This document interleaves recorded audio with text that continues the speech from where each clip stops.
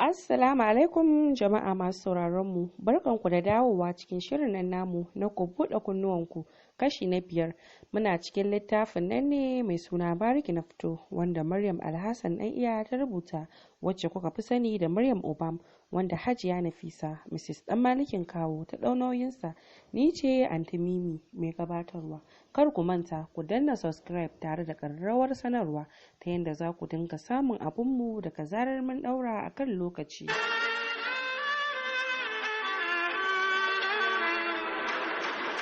Idan mai sauraro bai manta ba, mun tsaya ne wajen da Yarima Aliyu yana mota yana karanta newspaper kamar an ce ya ɗago, idan shi ya sauka akan Bariki wacce take waya tana murmushi. A nan muka tsaya, a yau za mu ci gaba daga inda muka tsaya. Gaban shi ya ji ya faɗi domin sak yariyar da yake gani a mafarki, dan irin jikinta da yake gani gashi yau din ma cikin hijab take. Bai san lokacin da ya ce ma direba din shi su tsaya ba. Direba din tsayawa yayi, ganin motar da Yarima yake ciki ta tsaya ya sa sauran motocin da suke bin shi su ma suka tsaya. Bai jira sun bude mai motar ba, da kanshi ya bude kofar. Ko da ya fita bai ga Bariki ba, bai ga mai kama da ita ba. Dan shiru yayi yana dan tunani, ko dai imagination ne nake yi. Kai ya girgiza kai, no ita na gani. Dumshe ido yana ganin fuskanta tana murmushi. Yayi wajen minti 5 a tsaye a wajen, sannan ya shiga mota suka fara tafiya. Gaba ɗaya Yarima Aliyu ya rasa me yake mishi daɗi, to me yake damun shi. Kai anya kuwa ban yarda ita bace, gizauni kawai. Inda ita ce sanda na fito aida na ganta. Wannan tunanin da yayi yasa ya ji cewan ba ita bace, kawai imagination ne. Garin Abuja, magajiya Jummai ce zaune a wani dan ƙariran falo, da alama tana jira fitowar mai gidan ne. Ta yi akalla wajen minti 30 tana jira, sai ga wata mata ta fito. Kallo ɗaya zaka ma matan ka san babba ce, akalla za ta kai shekaru 40. Matar cikin wutacin lafiya mai shegen tsada, ga hannunta sun sha zobunan zinari. Ganin matan tana nufo ta yasa magajiya Jummai tambiki tsaye tana faɗin, barka da fitowa Hajiya. Matar murmushi ta yi tare da faɗin, zauna mana magajiya. Bayan magajiya ta zauna, matar ta ce, kwana da yawa. Magajiya ta ce, Hajiya Habiba, wallahi kuwa tun sanda muka yi waya kika ce zaki neme ni. Hajiya Habiba ta yi murmushi ta ce, wallahi kuwa magajiya kin san kiran da na yi miki akan matsala ta ne. Magajiya ta ce, har yanzu Hajiya Habiba wannan matsalar bata kawar ba? Hajiya Habiba ta ce, ke dai bari, wallahi abubuwa sun jagule, ina tsoron hulɗa da maza. Wallahi kwanaki saura kaɗan asiri na ya tonu. Magajiya ta ce, garin ya hakan ta faru? Hajiya Habiba ta ce, wallahi muna cikin ɗaki ni da yaron da kika haɗa ni da shi, muna tsaka da soyayya sai ga mai gidan ya dawo, kuma bai faɗa min zai dawo ranar ba. Jin kaman ƙaran an rufe ƙofa yasa na tashi da sauri na buɗe ƙofa. Na hango shi yana haurowa, da sauri na ɓoye yaron cikin wardrobe. Ko da ya shigo ina mishi oyoyo. Kallo na ya ce, lafiya kike zufa haka? Na ce mishi ban da lafiya ne, bai san zufan cin ayaba ba ne. Magajiya ta ce, kai kin tsallake rijiya da baya. Hajiya Habiba ta ce, ke dai bari, yanzu kiran da na yi miki na yanke hukuncin zan daina mu'amala da maza, don wata ƙawata ta bin shawara akan in fara hulɗa da mata. Kinga duk namijin da ya ga mace ba zai maka zargin komai ba. Magajiya ta ce, haka ne Hajiya, amma za ki ji daɗin macen kuwa? Na ga da maza kika fara.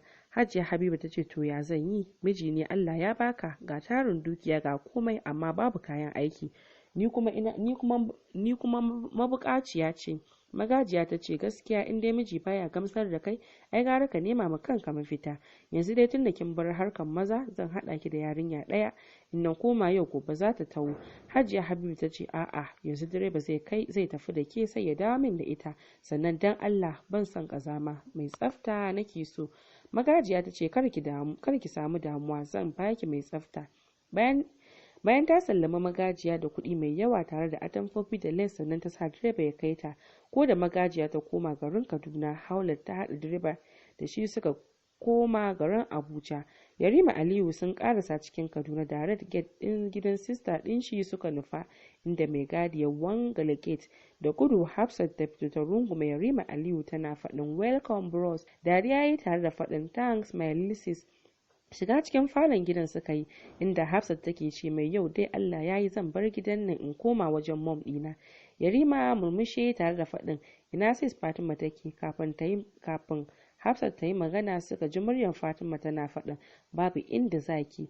Yarima Aliyu ya ce kar ki zama mai son kanki mana, yau satinta nawa a nan, yau kafarta. Dariya Fatima ta yi ta ce ai ma na gaji da zama da ita. Hafsat ta zaro ido tare da faɗin bros ka zama shaida da kai yau na daina zuwa wannan gidan. Dariya Yarima ya yi ya ce kun fi kusa ai. Ta ce da gaske nake bros, mu je ka ci abincin da na dafa maka sai mu wuce. Daga Yarima har Fatima dariya suka saki don jin yadda Hafsat ta ɗauka da zafi. Yarima ya ce kin gani bana jin yunwa, zo mu wuce kawai don zan biya hospital ɗina. Fatima ta ce haba ai kam sai ka ci abinci. Kiran masu aikin ta ce su ɗiba abinci su kai mu fadawan Yarima. Amsa suka yi da to ranki ya daɗe. Hafsat jan hannun Yarima ta yi suka yi kan dining. Abinci ta fara zuba mai Chinese rice da pepper chicken. Yarima ba wani abinci mai yawa ya ci ba, ya tashi ya koma kujeran falon ya kalli Fatima ya ce ina yaran ban gansu ba. Ta ce suna gidan kakarsu. Ya ce oke. Ta ce ya maganan bikin kawai. Dan tsaki yayi. Ta ce lafiya. Ya ce ni fa wannan auren ba wai ina son shi bane. Fatima ta ce shine ka yarda har aka tsaye da rana. Ya ce ni fa ba da yarda na aka yi wannan abun ba, mai martaba ne yanke hukunci. Ta ce ikon Allah, ai tun da aka tsayar da komai hakuri za ka yi mu sha biki. Cin Fatima na son damun shi akan maganar bikin yasa ya kalla Hafsat tare da faɗin tashi mu tafi. Dariya Fatima ta yi tare da faɗin au ba za ka zauna mu tsara abin da za a yi da bikin ba. Fita ya yi daga falon ba tare da ya ce mata komai ba. Hafsat ita ma bin shi ta yi don dama already an sa mata kayanta a mota. Sun yi sallama da Fatima sannan suka wuce direct unguwar sarki suka nufa inda asibitin Yarima yake.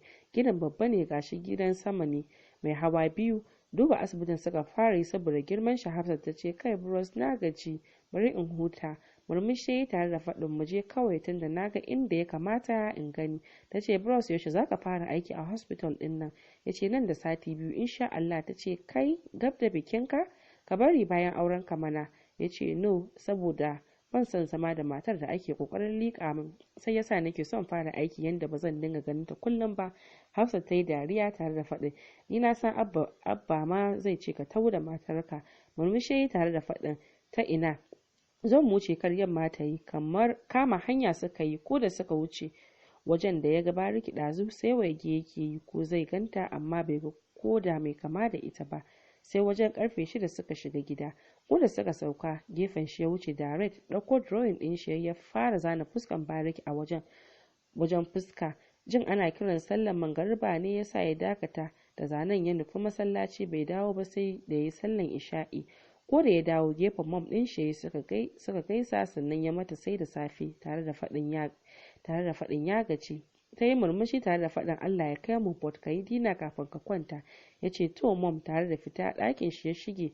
Ya ci gaba da tuna fuskan bariki yana zanawa. Cikin lokaci kaɗan sai gashi ya zana fuskan bariki sak har da murmushin da take da wayan da ta riƙe tana yi a hankali ya furta ita ce fuskan ya zauna a cikinta. Ɗaukan zanen yayi yasa a ta wajen gadon shi inda zai dinga hango hoton. Rataye zanen yayi tare da yin baya yana kallon hoton. Shiru yayi na wani lokaci tare da faɗin she is the one, I have to find her. Irin ta nake son aure, mace mai suturta cikinta mai kama kanta. Bariki ko da ta karasa guest house din Alhaji Madu baya nan. Shiga falon ta cire hijab din tare da faɗin kai kaman dole zafi duk ya biya daman. Kunna AC din falon ta yi. Bata daɗe da zuwa ba sai ga Alhaji Madu ya dawo. Wajen bariki ya nufa yana dariya tare da faɗin wallahi duk wayan da muke yi jinki kawai nake yi, ban yarda zaki zo ba.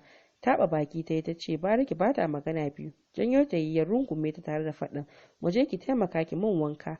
Jan jikinta ta yi daga nashi tare da faɗin a'a kar mu yi haka, wara kar ka sa ma kanka komai dan babu abin da zai shiga tsakanina da kai har sai mun siya a yawan roba.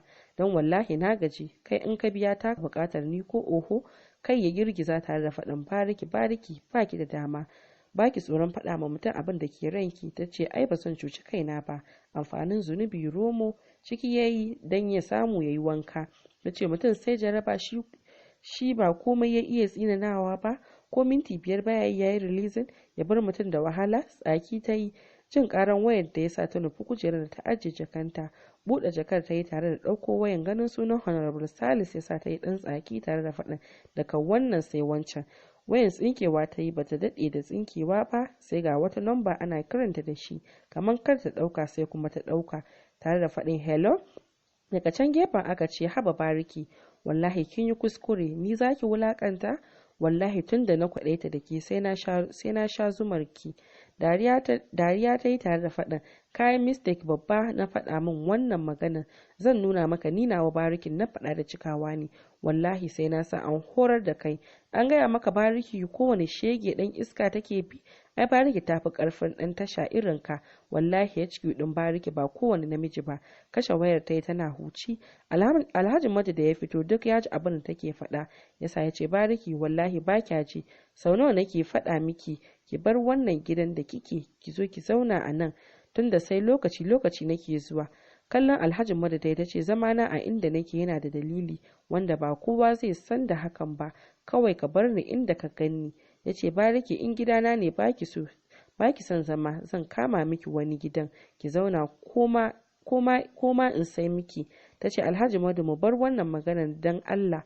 Ya ce shikenan kin dai shirya ko, dan Abuja za mu tafi yanzu, can za mu tashi. Ta ce a shirye nake. Haka ta fita ba tare da ta sa hijab din ba, kanta babu dan kwali.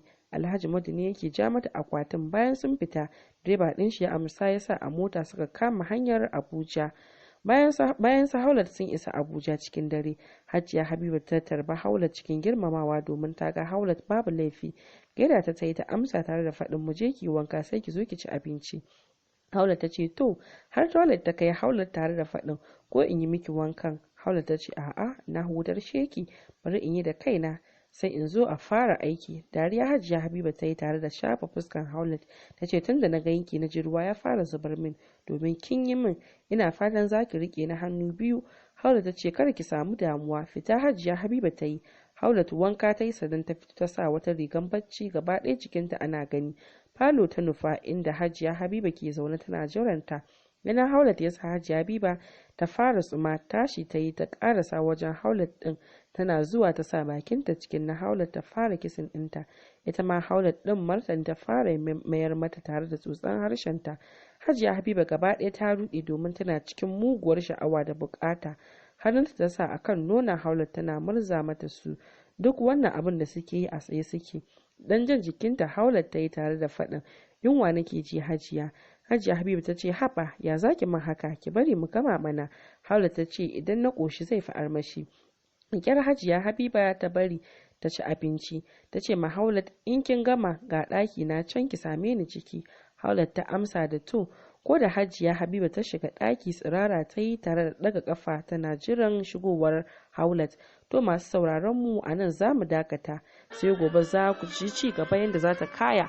Ga dai Bariki da Alhaji Madu sun kamo hanyar garin Abuja, sannan kuma ga Haulat da Hajiya Habiba, sannan kuma ga shi an kira Bariki a waya ana mata barazana. Za mu ji kowa ya kira ta a wannan wayar tata da ta amsa.